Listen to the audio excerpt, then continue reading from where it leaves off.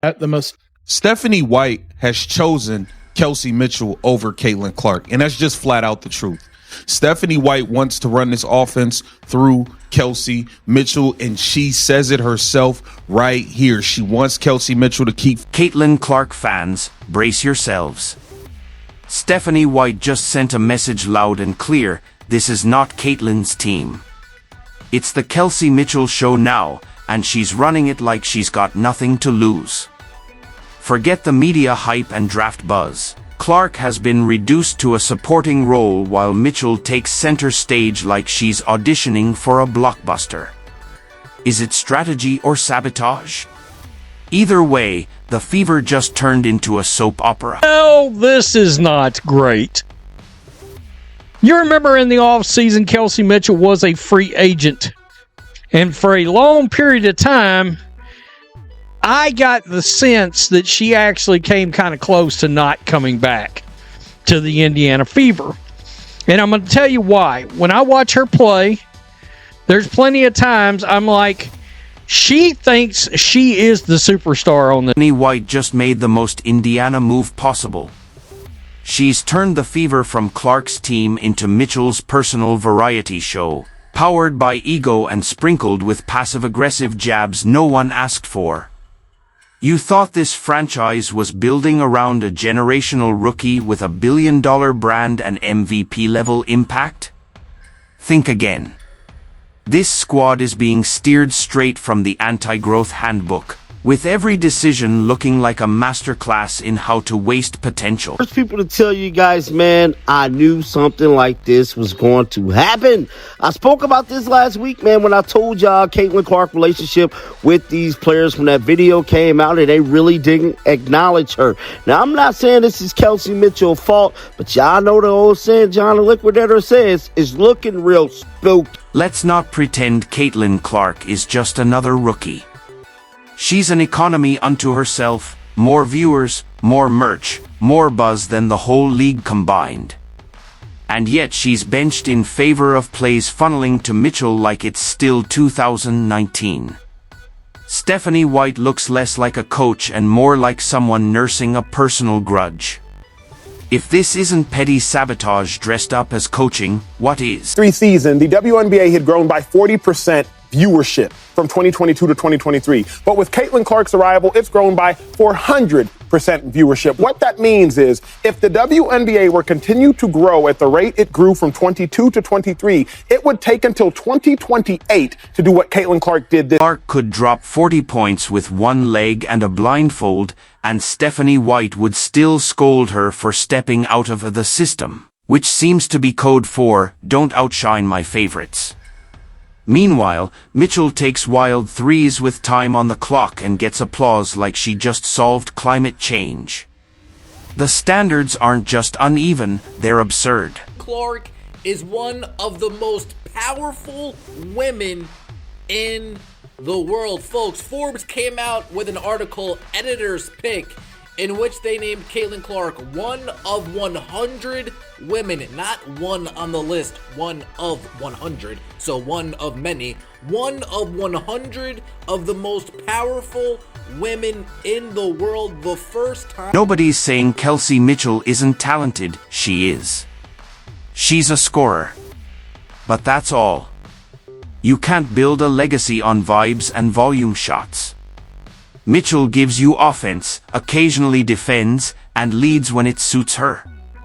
Caitlin, on the other hand, is already carrying the franchise image, selling out arenas, setting records, all while being slowly frozen out by her own coach. But her assist and rebounding is not where I want to see, quote-unquote, somebody that's supposed to be the best player on the team. I bet in their eyes, that's not okay. It's not where it... And now they're trying to label Clark as a hero ball diva. Really? Deep threes are her signature. It's why people even know the Fever exist. But when Mitchell does it, it's called instinct and leadership. When Clark does it, it's selfish. The hypocrisy is deafening. The favoritism? So obvious it could be a cartoon. This isn't coaching. It's an organizational identity crisis, with Clark being punished for outshining the old guard. Mitchell was a free agent. And for a long period of time, I got the sense that she actually came kind of close to not coming back to the Indiana Fever. And I'm going to tell you why. When I watch her play, there's plenty of times I'm like, she thinks she is the superstar on this team. Clark revived this team, brought relevance, ticket sales, national TV, all of it. Before her, Indiana Fever was just a punchline. Now they're outdrawing baseball games. And instead of building around her, they're undercutting her. Clark could have gone overseas or waited for expansion, but she chose to show up, take hits, and lead, even as the system pushes her aside in favor of the familiar. Two things are clear. If Caitlin Clark plays in the All-Star game, it will set records.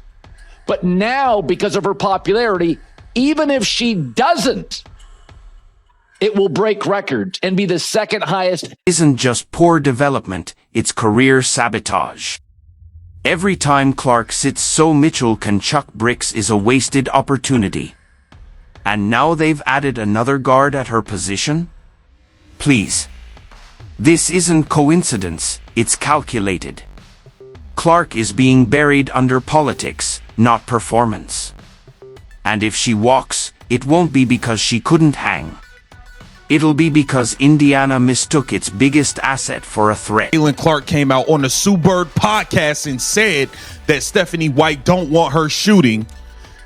She said that, Stephanie White said that, Caitlin, if you're missing, just drive, don't keep. She's been nothing but professional. But the league sees it. Fans see it. Ratings scream it.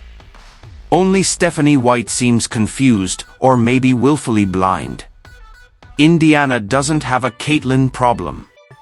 It has a leadership problem, a front office problem, and a sabotage problem.